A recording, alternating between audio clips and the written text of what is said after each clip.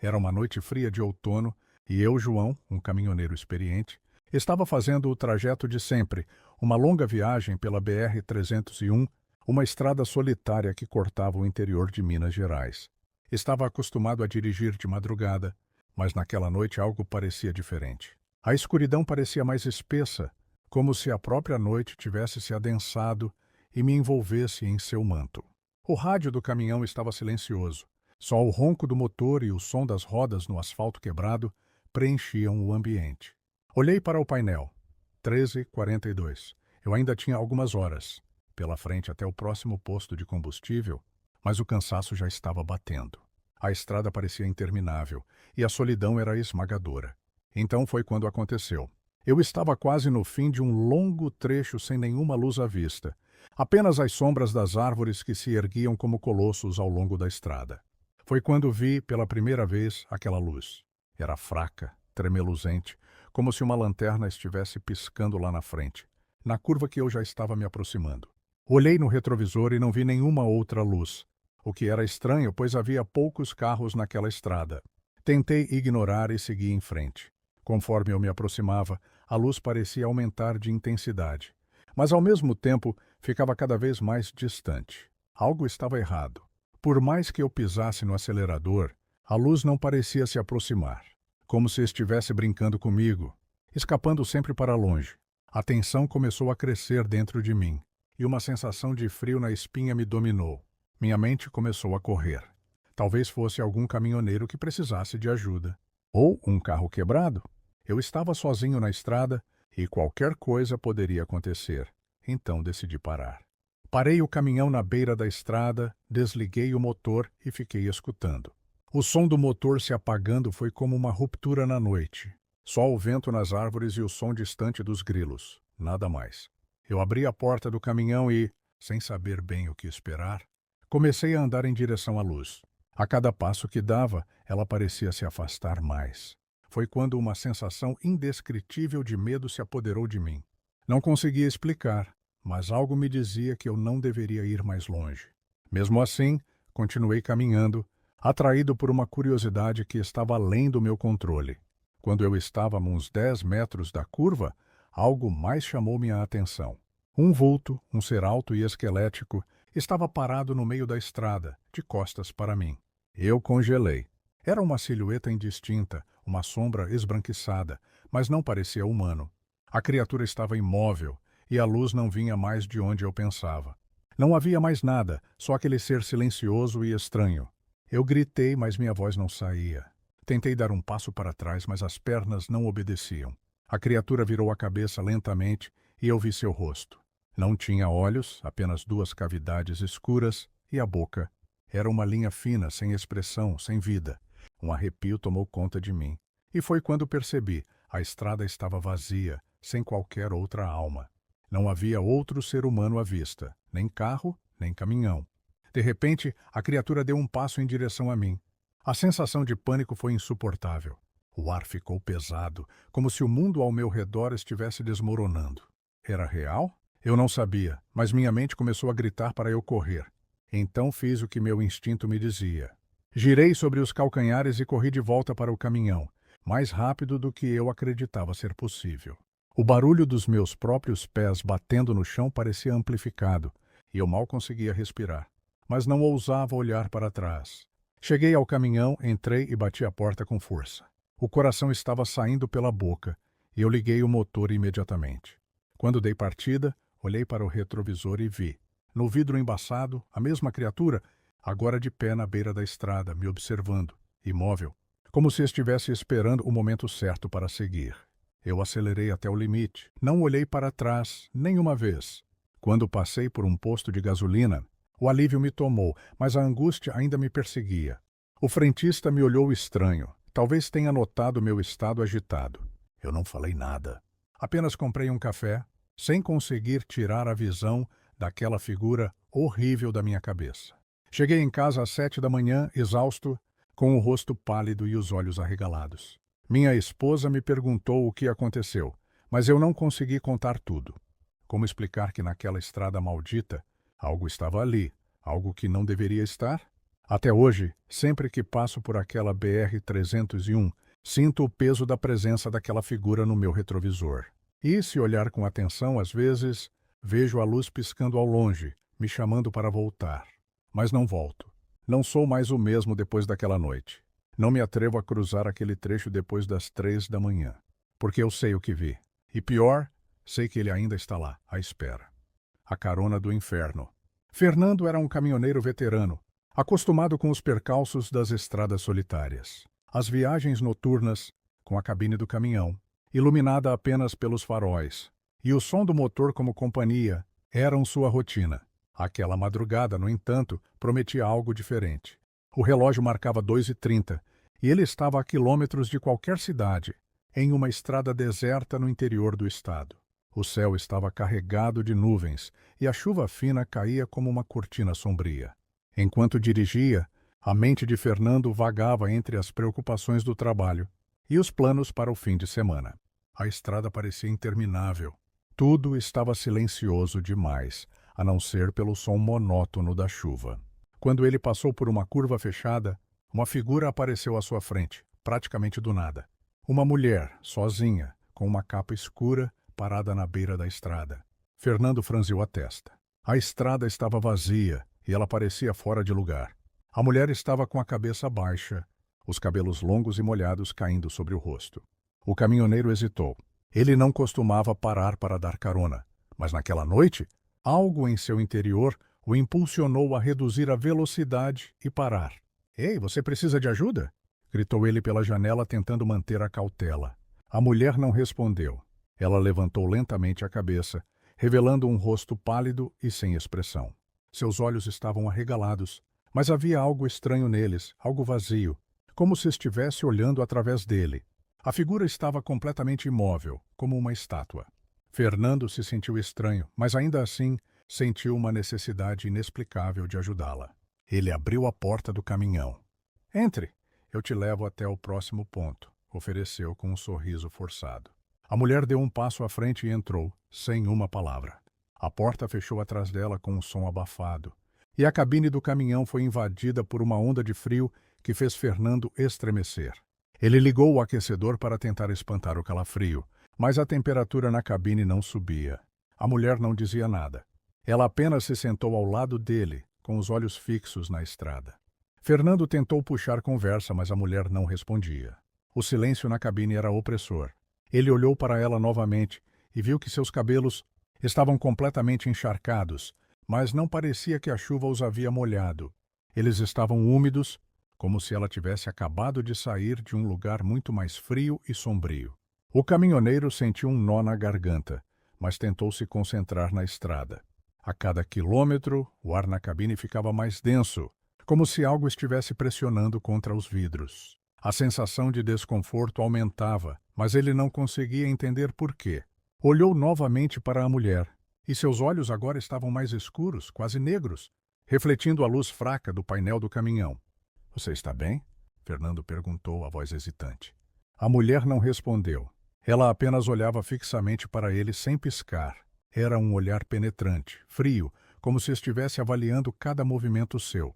Fernando desviou o olhar e se concentrou na estrada novamente, mas a sensação de desconforto só aumentava. Ele estava começando a sentir uma pressão insuportável no peito, como se a cada segundo houvesse menos ar na cabine. Ele tentou ligar o rádio para distrair a mente, mas o som que saiu foi uma estática assustadora, seguida por uma risada baixa, quase imperceptível. Fernando olhou para o painel. O rádio estava desligado, mas o som persistia, como se alguém estivesse rindo baixo bem atrás dele. "Você ouve isso?" Fernando perguntou, a voz trêmula, sem olhar para ela. A mulher não respondeu. De repente, o silêncio foi quebrado por um som mais forte. Algo como um suspiro, seguido por um sussurro rouco e arrastado. "Você não deveria ter me pegado." Fernando gelou. O som parecia vir de dentro da sua própria mente. Ele olhou para o banco ao lado dele e, por um momento, viu a mulher sorrindo. Mas não era um sorriso humano. Seus dentes estavam afiados, como os de um predador, e sua pele parecia começar a se desintegrar nas extremidades, deixando uma sombra escura que se espalhava pelo banco. O terror invadiu o corpo de Fernando. Ele olhou rapidamente para o retrovisor, tentando enxergar qualquer coisa além da estrada, mas tudo o que viu foi um vazio profundo, uma escuridão que parecia engolir o mundo. Ele não conseguia mais ver a estrada à frente, nem o reflexo da mulher no espelho. O caminhão desacelerou sem explicação, como se algo estivesse controlando os freios. Fernando olhou para ela mais uma vez. Agora, ela estava completamente transformada. Seu rosto estava distorcido, as feições alongadas e monstruosas. Seus olhos estavam completamente negros, sem íris ou pupilas, e sua boca se abriu em um grito silencioso. A mulher sussurrou novamente, com uma voz que parecia vir de um pesadelo. Agora você vai me levar? Para onde eu preciso ir? Fernando tentou girar a chave da ignição, mas o motor não respondeu. O caminhão estava parado no meio da estrada, e ele estava completamente paralisado de medo. A mulher se aproximou dele, seus olhos vazios agora fixos diretamente nos dele. Com um grito de terror, Fernando abriu a porta e saltou para fora do caminhão, correndo sem direção, suas pernas fracas e seu coração acelerado. Ele não se atreveu a olhar para trás. O som do motor começou a roncar novamente, mas não era o som do caminhão. Era algo mais profundo, mais ameaçador. Ele sentiu a presença dela, ainda atrás dele, seguindo-o. Quando finalmente alcançou a estrada de terra, a luz das lanternas do caminhão desapareceu, e tudo ficou em um silêncio absoluto. Fernando parou, ofegante, tentando recuperar o fôlego, mas a estrada estava vazia. O caminhão não estava mais lá. A mulher não estava mais lá. Naquela noite, Fernando não encontrou mais ninguém. Nenhuma luz na estrada, nenhuma pessoa à sua frente. Ele andou por horas, até que a exaustão tomou conta de seu corpo. Ele caiu no chão de joelhos, e quando olhou para os céus, as nuvens haviam se dissipado. Era como se nada de estranho tivesse acontecido. Mas, quando ele finalmente voltou para o seu caminhão, uma última coisa o deixou arrepiado. A cabine estava gelada, e na sujeira da janela, algo estava escrito com a ponta de um dedo. Agora você pertence a mim. E por um segundo, ele jurou ouvir uma risada distante. A mesma risada da mulher que ele pensou ter ajudado. O posto da estrada sem fim. Carlos era um caminhoneiro experiente, daqueles que conheciam todas as curvas e paradas das estradas solitárias do interior. Ele já havia cruzado incontáveis noites sozinho no volante, e as horas se esticavam como um túnel interminável de asfalto. Mas aquela noite, algo estava diferente. O céu estava pesado, nublado, como se o próprio firmamento estivesse se preparando para uma tempestade. Ele não sabia, mas o pior ainda estava por vir. Por volta das 3 da manhã, seu caminhão, um velho Scania de carga pesada, começou a fazer um barulho estranho no motor. Carlos já estava acostumado a pequenas avarias durante a viagem, mas esse som estava insistentemente ruim. Ele tentou ignorar por algum tempo, mas, ao passar por uma curva, o motor falhou de vez. Ele puxou o freio de mão, parando no acostamento, em um trecho completamente deserto da estrada. Droga! Xingou Carlos, suando frio. Agora é tarde demais. Não havia sinal de celular, e ele sabia que a próxima cidade estava a pelo menos 100 quilômetros dali. Ele olhou ao redor na escuridão em busca de alguma sinalização de ajuda. A estrada estava vazia, mas, ao longe, ele viu uma luz fraca, piscando, como se fosse uma lanterna. Uma casa, talvez. Ou algo mais. Pelo menos tem algum lugar por aqui. Ele murmurou para si mesmo e começou a caminhar em direção à luz. Depois de caminhar por alguns minutos, ele chegou até um posto de gasolina velho. O letreiro enferrujado ainda estava visível, mas estava parcialmente apagado. A palavra posto estava legível, mas a outra parte, que provavelmente dizia de combustíveis, estava coberta por sujeira e ferrugem. Carlos se aproximou com cautela, sentindo um arrepio na espinha. O lugar parecia abandonado, como se o tempo tivesse parado ali. As bombas estavam cobertas de poeira, e o chão estava sujo, cheio de folhas secas e lixo. Mas havia uma luz fraca, acesa dentro da pequena loja de conveniência. Carlos hesitou, mas sabia que não tinha opção. Ele bateu na porta de vidro da loja. Nada. Tentou novamente, um pouco mais forte. A porta rangeu, mas estava trancada. Ele deu um passo atrás e olhou para os lados, buscando alguma forma de comunicação. Então a porta da loja se abriu lentamente, rangendo, como se alguém tivesse escutado. — Oi? Tem alguém aí? Carlos gritou, sua voz ecoando na noite vazia. Do outro lado da porta, apareceu um homem alto. de cabelos brancos e olhos tão penetrantes que Carlos quase sentiu uma dor ao olhá-los. O homem estava vestindo um avental de mecânico, manchado, e tinha uma expressão distante, como se estivesse vendo algo além de Carlos. O que aconteceu? Você está com problemas no caminhão? O homem perguntou com uma voz arrastada e monótona. Carlos se sentiu aliviado, mas também desconfortável. Havia algo estranho naquele homem, mas ele estava ali para pedir ajuda. Então tentou ignorar a sensação de que algo estava errado. Sim, o motor parou. A estrada está vazia. Não tem mais nada por aqui. Pensei que talvez você pudesse me ajudar. O homem olhou para o lado, para a estrada vazia, e então olhou para Carlos, os olhos agora quase inexpressivos. Claro, claro, o homem disse, com uma risada baixa, quase imperceptível. Eu posso te ajudar. Mas primeiro, entre. Não é seguro ficar aí fora. Carlos sentiu uma leve tensão no ar, mas, sem outra opção, entrou no posto. O cheiro de mofo e óleo velho invadiu suas narinas. Ele observou a loja de conveniência. As prateleiras estavam desordenadas, cheias de produtos velhos, como se tivessem sido esquecidos por anos. Ele olhou para o balcão e percebeu que o homem já estava de volta, com um garfo enferrujado e uma lata de combustível nas mãos. Você vai precisar disso, disse o homem, com um sorriso que não alcançava seus olhos. Ele colocou a lata no balcão, que parecia pesar mais do que deveria. Carlos ficou desconfortável, mas não tinha escolha. Ele pegou a lata e a colocou no caminhão. Quando retornou à loja para agradecer ao estranho, notou que a porta estava entreaberta. A luz fraca da loja tremeluziu e apagou de repente, mergulhando tudo em uma escuridão profunda. O que está acontecendo aqui? Carlos murmurou, começando a se sentir preso em um pesadelo. Ele caminhou em direção ao posto, mas o que viu fez seu coração parar por um segundo. As bombas de combustível estavam agora em pé, operando, como se tivessem sido limpas e restauradas em questão de minutos. O local, que antes parecia decadente e abandonado, agora estava intacto, como se estivesse sendo utilizado todos os dias. De repente, ele ouviu uma risada baixa, vinda da direção do posto.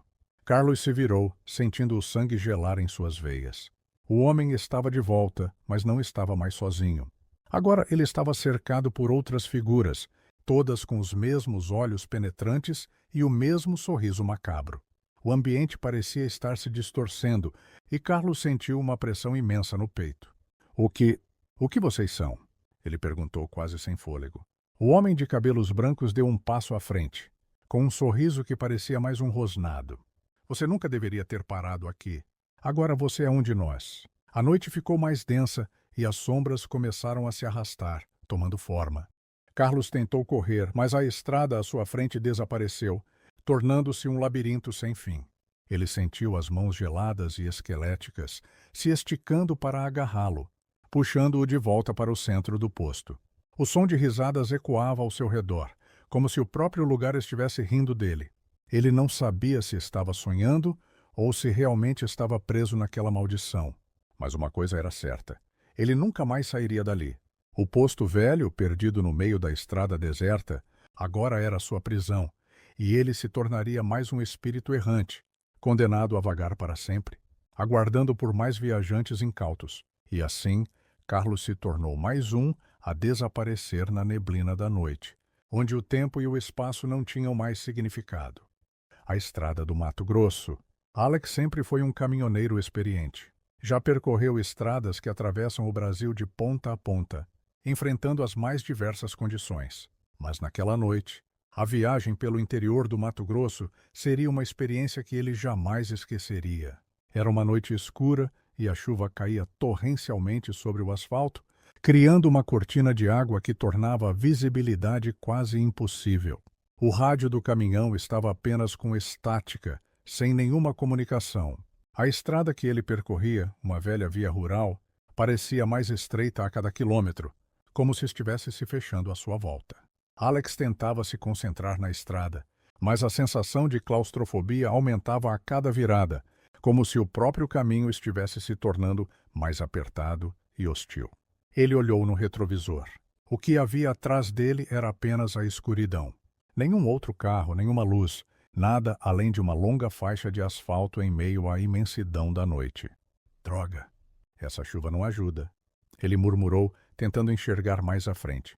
A cabine estava gelada, o ar parecia pesado, e a pressão no peito de Alex aumentava, como se algo estivesse se aproximando, mas ele não sabia o quê. O medo sutil começou a invadir seus pensamentos, mas ele se forçou a ignorá-lo. Afinal, ele estava acostumado com a solidão das estradas. Quando olhou para o painel, o velocímetro começou a oscilar, como se algo estivesse interferindo em sua marcha. Ele franziu a testa incomodado.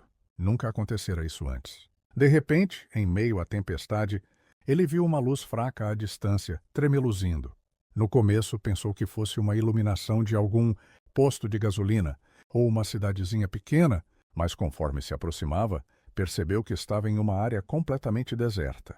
A luz parecia estar vindo de uma casa, uma construção velha e abandonada, afastada da estrada. Alex não tinha outro lugar para parar, e com o caminhão funcionando de forma estranha, decidiu que seria mais seguro se aproximar. A chuva parecia agora mais forte, como se o céu tivesse se aberto completamente. Ele reduziu a velocidade e parou na frente da casa. A construção parecia estar em ruínas. Não havia mais portas nem janelas, apenas uma estrutura decadente que parecia resistir ao tempo. Um sussurro no vento fez seu estômago revirar, mas Alex estava sem opções. Ele não poderia continuar sem verificar o que estava acontecendo com seu caminhão. Desceu do veículo, ouvindo o som da chuva batendo forte no teto da cabine. Caminhou lentamente em direção à casa, seus passos pesados e ecoando na estrada vazia. Ao chegar na entrada, ele hesitou. O ar estava denso, como se algo estivesse o observando. A porta estava entreaberta, rangendo suavemente com o vento. Alex empurrou a porta com cuidado e entrou. O interior da casa estava imerso em uma escuridão quase total. A luz fraca que ele vira antes parecia desaparecer assim que ele entrou, como se o próprio lugar engolisse qualquer fonte de luz. O cheiro de mofo e madeira apodrecida era insuportável. Ele deu alguns passos para dentro, e foi então que ouviu algo que o fez parar de imediato. Um leve barulho de arrasto, como se algo estivesse se movendo lá dentro. Olá? Tem alguém aí? Sua voz soou estranha no ambiente vazio, mais como um eco do que uma pergunta. Nada. O silêncio era absoluto, exceto pelo som da chuva, que agora parecia ainda mais distante. Ele deu mais alguns passos, agora sentindo uma inquietação crescente. Seus sentidos estavam alertas, como se algo estivesse prestes a acontecer. Subitamente, ele ouviu passos atrás de si. Um som sutil, mas presente. Ele se virou abruptamente, esperando ver algum outro caminhoneiro ou talvez um morador da casa.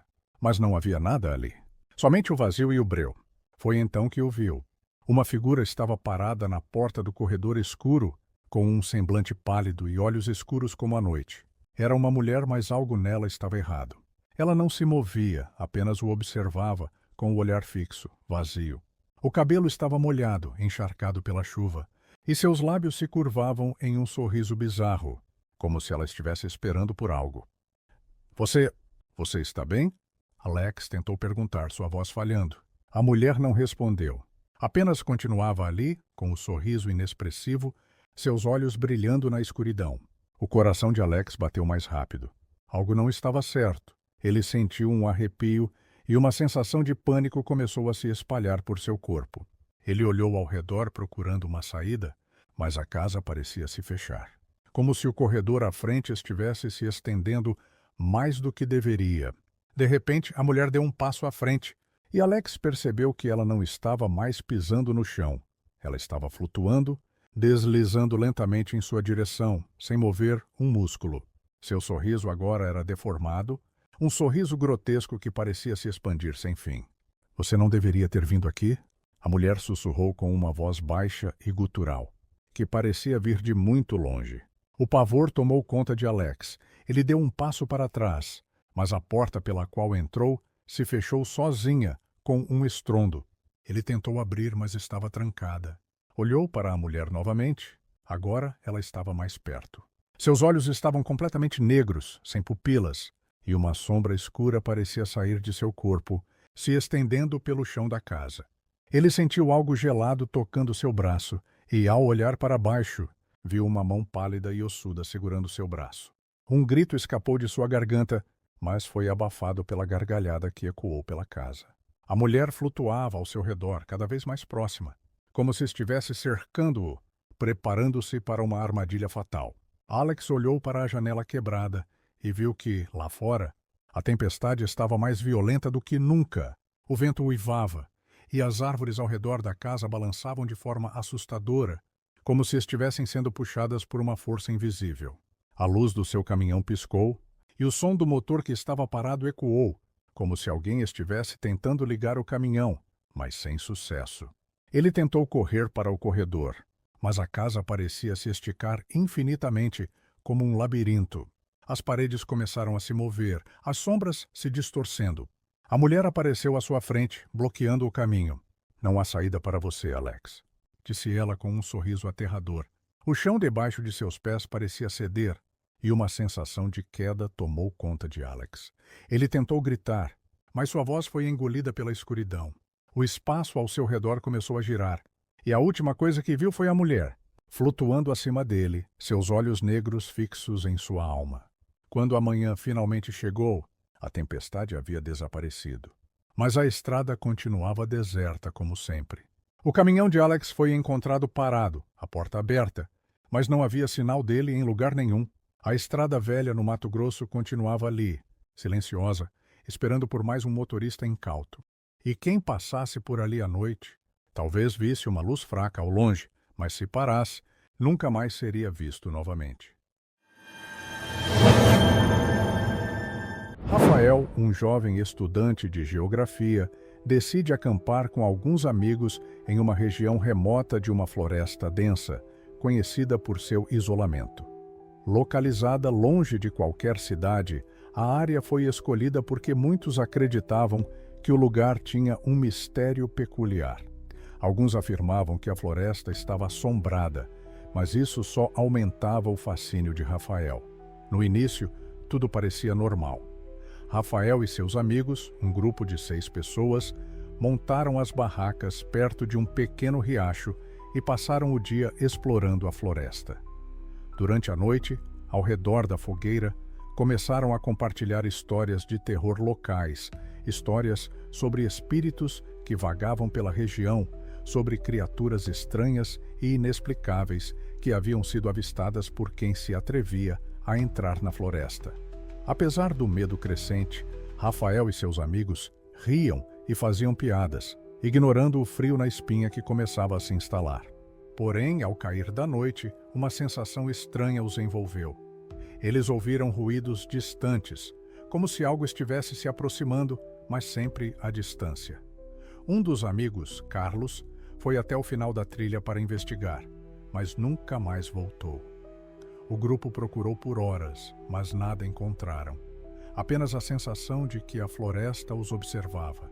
À medida que a segunda noite se aproximava, a atmosfera no acampamento ficava cada vez mais pesada. Rafael, um tanto desconcertado com o desaparecimento de Carlos, decidiu ficar na barraca para descansar, enquanto os outros montavam uma patrulha. Foi quando o som de passos pesados começou a ser ouvido, se arrastando na direção deles, mas não havia ninguém ali. De repente, as árvores começaram a ranger, como se algo gigantesco estivesse se movendo entre elas. Sem entender o que estava acontecendo, Rafael ouviu um grito distante e imediatamente se levantou. Quando saiu da barraca, percebeu que as sombras das árvores estavam deformadas, como se estivessem se alongando para fora de seu controle. Ele viu figuras indistintas se movendo pela floresta, com olhos que brilhavam na escuridão. Eram como silhuetas humanas, mas com membros distorcidos e corpos torcidos de maneira antinatural. No meio da confusão, um dos amigos de Rafael, Ana, desapareceu de repente. Eles ouviram um grito e depois o silêncio absoluto. Desesperados, tentaram encontrar Ana, mas quanto mais adentravam a floresta, mais eles se afastavam da área do acampamento. As árvores pareciam se fechar sobre eles. Quando finalmente conseguiram voltar, descobriram que, não apenas Ana, mas todos os outros haviam sumido.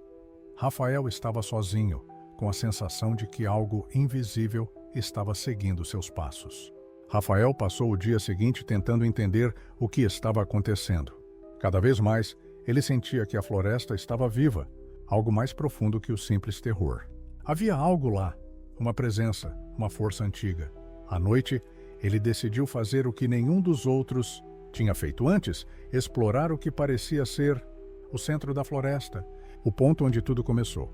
Lá, ele encontrou algo muito mais perturbador, um antigo círculo de pedras, uma espécie de altar, coberto por símbolos desconhecidos e marcas que pareciam ter sido feitas com sangue. Rafael sentiu como se estivesse sendo observado por algo imenso e antigo. De repente, as sombras começaram a se mover, e uma figura de olhos vermelhos se aproximou dele.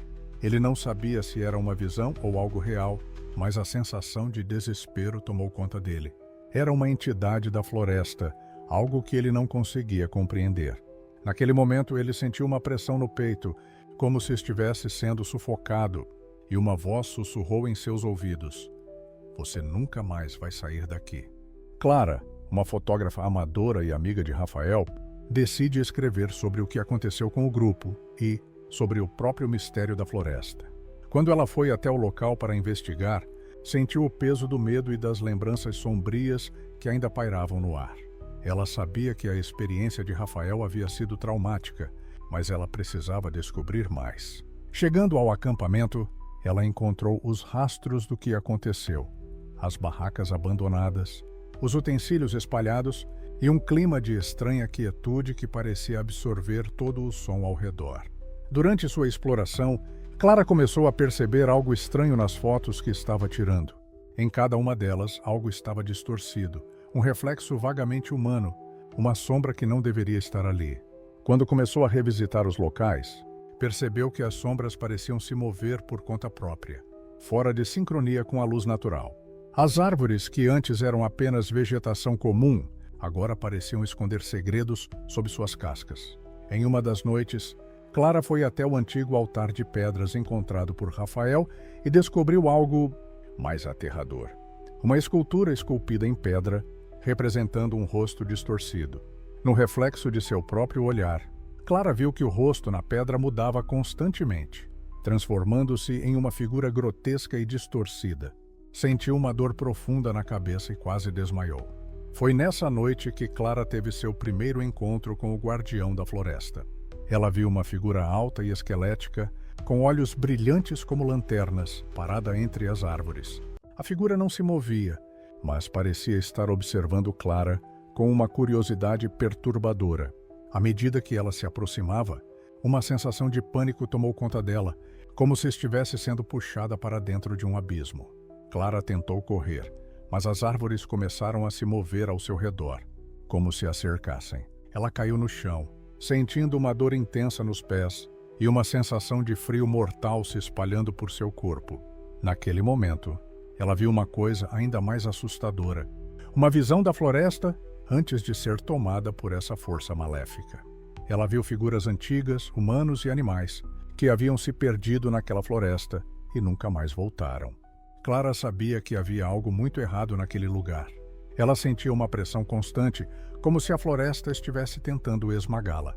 Cada passo que dava parecia levar a um lugar mais profundo e misterioso, onde o tempo e o espaço se distorciam. Enquanto Clara tentava documentar a área com sua câmera, ela notou que as fotos que tirava estavam cada vez mais estranhas. Cada imagem tinha algo fora do lugar, figuras humanas que não estavam presentes. Quando a foto foi tirada, sombras que se moviam de maneira impossível e reflexos distorcidos que não condiziam com a realidade. Ela revisou cada foto, pensando que a câmera poderia estar com defeito, mas não havia explicação lógica. Os reflexos nas imagens pareciam vivos, como se algo de outro mundo estivesse sendo capturado. Ela decidiu ir até a clareira onde Rafael encontrou as pedras, acreditando que ali poderia haver algo mais. Quando chegou, encontrou o altar de pedras novamente. Mas ao se aproximar, a atmosfera ficou ainda mais opressiva. As árvores ao redor começaram a se agitar como se estivessem vivas. De repente, Clara sentiu uma presença atrás de si. Ao se virar, não viu ninguém, mas uma figura estava ali, observando-a. Era uma mulher, ou o que restava dela. Uma figura pálida, com olhos vazios e uma boca retorcida em um sorriso maligno. A aparição da mulher sem rosto. Clara sentiu seu estômago se revirar, a respiração se tornando mais difícil. Ela tentou correr, mas as sombras começaram a se esticar, agarrando suas pernas. A mulher apareceu diante dela, sem rosto, mas com uma aura de pura maldade. Seus movimentos eram lentos e pesados, como se estivesse saindo de algum lugar profundo e antigo. De repente, Clara viu a cena em sua mente. A mulher era uma das antigas habitantes da floresta, sacrificada para agradar os seres que ali habitavam. Ela não estava morta, mas presa entre os mundos, condenada a guiar as almas dos vivos para a mesma prisão. Clara tentou gritar, mas sua voz foi abafada pela névoa que havia começado a se formar ao seu redor. A voz da floresta. Em um momento de desespero, Clara ouviu uma voz suave, quase como um sussurro. Você é mais uma para o sacrifício. Você não pode escapar. Era a voz da mulher sem rosto, mas parecia vir de todas as direções, como se a própria floresta estivesse falando com ela. Clara olhou ao redor, tentando encontrar uma maneira de fugir, mas as árvores começaram a se curvar, as raízes se estendendo como braços para agarrá-la. Naquele momento, Clara percebeu que a floresta não a queria, apenas como uma visitante. Ela queria sua alma. O ser que habitava ali, a entidade antiga que se alimentava de medo e desespero, agora estava a observando diretamente. Ela correu fugindo pela trilha, mas as árvores pareciam se mover em direção a ela, bloqueando seu caminho. Tudo o que ela podia ouvir eram os gritos de sofrimento das almas perdidas, ecoando na névoa que a envolvia.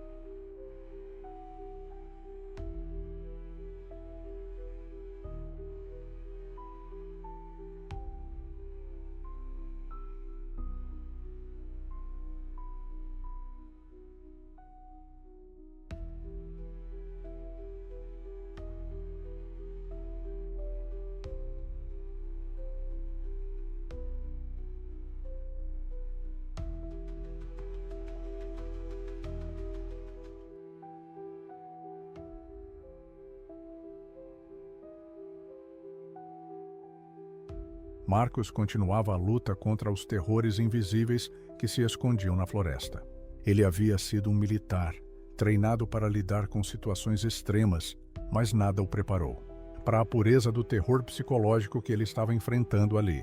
O medo o consumia de dentro para fora, e a sensação de estar sendo seguido nunca o deixava. Depois de mais uma noite de horríveis visões e perseguições pelas árvores, Marcos foi tomar uma decisão.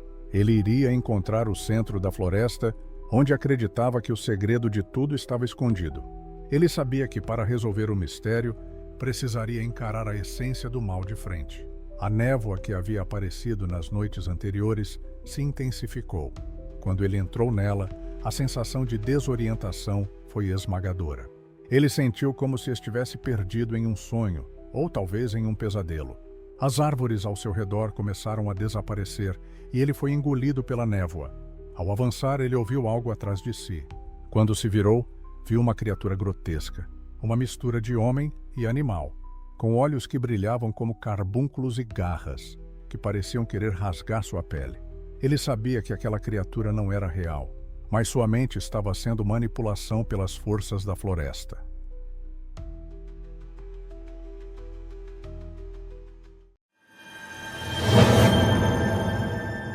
Eu sei que todo mundo tem medo de algo. Medo do desconhecido, medo da morte, medo do que está atrás da porta quando ninguém mais está em casa. No meu caso, o medo veio da rua em que cresci, da casa que eu conhecia tão bem, das pessoas que eu achava que sabiam o que estavam fazendo, até que tudo virou um pesadelo. O que vou contar aconteceu há mais de 10 anos, mas a lembrança ainda me persegue como uma sombra. Eu sou Caetano, e esse é o relato do que aconteceu com os meus vizinhos, Renata e Mateus, e como a maldição que eles invocaram naquele jogo de tabuleiro ainda ronda aquela rua. Tudo começou numa tarde quente de verão, um dia como qualquer outro. A rua, que era tranquila e familiar, começou a mudar de alguma forma. Eu estava sentado na minha varanda quando vi Renata e Mateus voltando para casa. Eles estavam de mãos dadas, rindo como sempre. Renata, com sua risada leve, parecia não se importar com o mundo ao redor. Mateus, seu namorado, era o tipo de cara mais calado, mas de bom coração. Aquele casal era comum para nós, os vizinhos, e até então nada de estranho havia acontecido com eles. Pelo menos eu achava que não. Foi nessa tarde que Renata encontrou o tal tabuleiro. Ela apareceu na varanda de casa, com aquele sorriso travesso, dizendo que tinha feito uma descoberta em uma venda de garagem.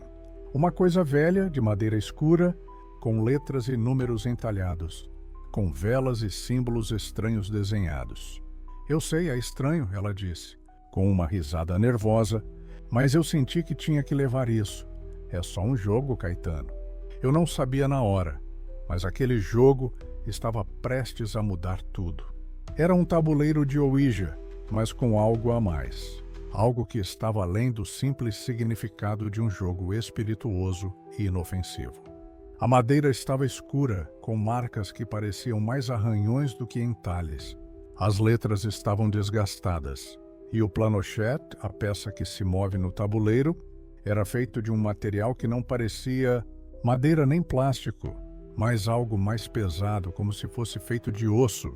Renata explicou que o vendedor da venda de garagem disse que havia encontrado o tabuleiro no porão da casa em que morava e que o antigo dono havia desaparecido misteriosamente, assim como todos os moradores que viveram ali antes dele. Ele parecia estar apenas se livrando de coisas antigas, mas, ao falar sobre isso, houve algo estranho nos olhos de Renata. Eu não sabia explicar na hora, mas havia uma inquietação nela, como se a curiosidade estivesse ultrapassando seus limites. Mateus, que sempre fora cético quanto a essas coisas de mundo espiritual, apenas riu e disse que era só mais uma superstição. Vamos jogar, mas sem frescura, ele disse, tentando fazer graça da situação. À noite, eles me chamaram para ir até lá, mas eu estava com preguiça e decidi ficar em casa. Eu, Caetano, preferia ver o que acontecia de longe. Eu sempre fui mais desconfiado, mais prudente, quando se tratava de coisas estranhas. Eu tinha um pressentimento ruim sobre aquele jogo, mas como sempre, minha curiosidade era mais forte. O que aconteceu naquela noite ninguém conseguiu explicar, e talvez eu não consiga fazer isso também, mas vou tentar. Renata e Mateus se sentaram na sala, com as luzes apagadas, apenas as velas ao redor e o tabuleiro colocado sobre a mesa. Eles começaram a fazer perguntas, rindo de nervoso, tentando dar um tom de brincadeira àquilo tudo. Alguém aí? Renata perguntou com a voz trêmula, antes de empurrar o planochete. A resposta veio rápida, muito rápida, demais para algo que deveria ser apenas um jogo. O planochete se moveu imediatamente, parando na letra S. Renata franziu o senho como se estivesse em dúvida. O que significa isso? Ela perguntou. Mas antes que pudesse terminar a frase, a luz na sala piscou e se apagou por completo. Um breu absoluto tomou o lugar. Mateus riu, tentando afastar o pânico. Deve ser a energia, deve ser a velha afiação da casa. Ele disse, mas sua voz estava tensa. Renata insistiu. Vamos continuar. Ela pegou as velas e colocou mais perto do tabuleiro. O planochete se moveu novamente, mas desta vez muito mais rápido, indo até a letra T. Depois para o R e então para O. A palavra estava se formando. Estou aqui, disse o espírito que parecia responder. Renata olhou para Mateus, rindo nervosamente, mas seus olhos estavam arregalados. Havia algo estranho acontecendo, algo que ela não conseguia compreender. Mateus olhou para a porta da sala, onde uma sombra escura se moveu e o ar ficou mais pesado. Algo no ambiente mudou. Renata, você tem certeza que quer continuar? Isso não parece certo. Ele estava começando a acreditar que a brincadeira tinha ido longe demais, mas Renata estava fascinada. Estamos apenas começando. Vamos ver até onde isso vai.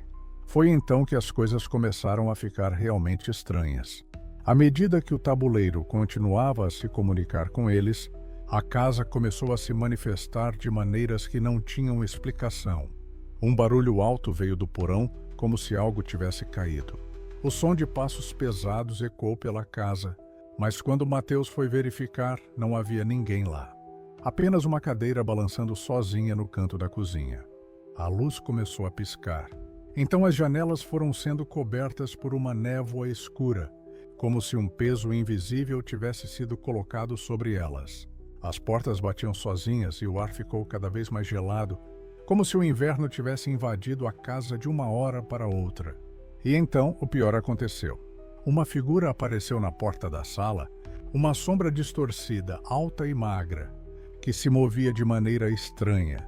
O rosto da figura era indistinguível, mas os olhos eram profundos, negros como o abismo. Mateus e Renata congelaram. Eles sabiam naquele instante que não estavam mais sozinhos.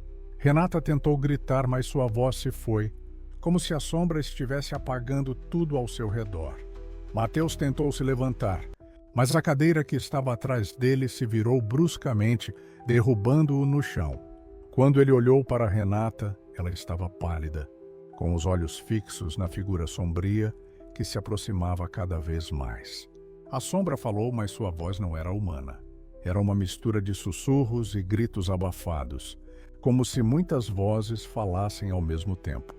Vocês invocaram o que não podiam controlar, a voz disse, em um tom que parecia vir de um lugar muito distante. Agora, pertencem a mim. Na manhã seguinte, Mateus e Renata desapareceram. Não havia sinais de luta, nem indícios de que algo tivesse acontecido fisicamente. A casa deles estava intacta, mas vazia. As luzes estavam apagadas. O tabuleiro de Ouija estava no chão, virado de ponta cabeça. Ninguém sabia onde eles estavam. Eu fui um dos primeiros a perceber que algo estava errado. A rua inteira estava em choque, mas ninguém ousava falar sobre o que aconteceu. Os boatos começaram a se espalhar, e alguns diziam que o mal havia levado Renata e Mateus. Outros falavam que eles estavam fugindo, correndo de cidade em cidade, tentando escapar de algo que os perseguia. Eu, pessoalmente, ainda acho que os dois foram consumidos por aquilo que invocaram. O que quer que estivesse no tabuleiro não estava ali para brincar. Não era um jogo. E eu me pergunto, até hoje, se alguma parte de Renata e Mateus ainda está lá, naquelas sombras, aguardando quem se atreva a brincar com o que não entende. Quando o tempo passou e as coisas voltaram à normalidade, se é que podemos chamar isso de normal, a casa deles foi vendida. Mas quem se atreveria a morar lá depois disso? Eu não sei, e uma parte de mim sempre terá medo de descobrir. Eu nunca mais vi Renata ou Mateus. Eu nunca mais ouvi falar deles. E sempre que fecho os olhos, posso jurar que ouço as risadas deles ao fundo, misturadas com os sussurros daquilo que nunca deveria ter sido invocado. E, por mais que eu tente esquecer, sei que o mal ainda está lá, esperando por alguém, talvez você, para continuar o que eles começaram. Nunca mexa com o que não pode ver.